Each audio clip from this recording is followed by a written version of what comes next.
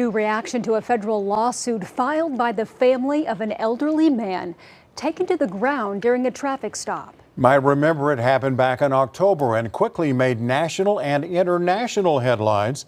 71-year-old Lee Vu suffered a brain bleed and was knocked unconscious when a now former officer took him to the ground after Vu tapped on the officer's chest and told him to shut up.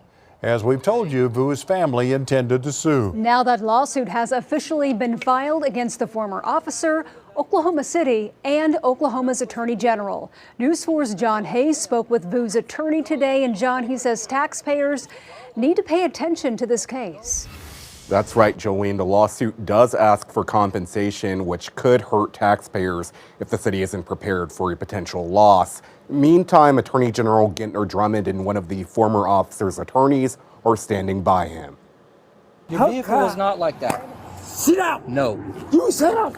This body camera video from an October traffic stop in Oklahoma City is now at the center of a federal lawsuit. Mr. Gibson broke Mr. Vu is what he did, and he broke that family. Devin M. Jacob filed the lawsuit Monday on behalf of his client, 71-year-old Liv Vu, and his family. Former Oklahoma City Police Sergeant Joseph Gibson caught on camera slamming Vu to the ground after Vu told him to shut up and tapped his vest with the back of his wrist. Gibson told a paramedic this. I grabbed a hold of him, he fell. Vu suffered a brain bleed, broken bones, and the lawsuit says he's now experiencing a permanent cognitive decline. Toon Nguyen, president of the Vietnamese American Heritage Community of Oklahoma, has kept in touch with Vu's family. Once something is broken, it's hard to piece together the pieces. Oklahoma County District Attorney Vicky Behenna filed felony assault charges. Attorney General Gentner Drummond later dropped them, saying Gibson acted within the scope of his training. Vu's legal team is now seeking civil justice through a jury trial. The first two defendants, Gibson, who I was the first to report resigned last month, and the city of Oklahoma City.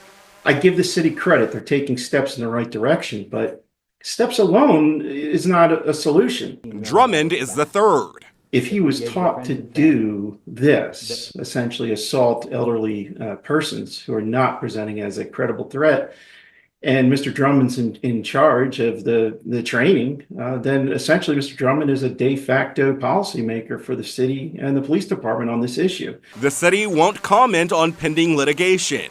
The AG's office told me, quote, the Attorney General has been clear that no one has the right to make unwanted physical contact with our police officers. He will always stand with law enforcement when they are performing lawful duties. I look forward to questioning him about it under oath during his deposition.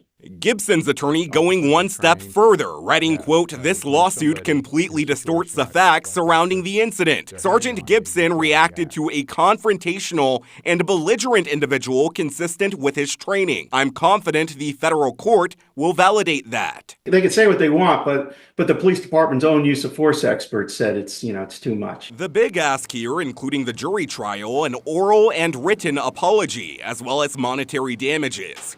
But what does that mean for the city and taxpayer dollars if money hasn't been set aside for a potential loss? There's different avenues and mechanisms that sometimes come into play here that relieve the burden. If that doesn't happen in this case, Jacob has harsh advice. Maybe get better leaders in place, more qualified persons in place who can actually govern correctly.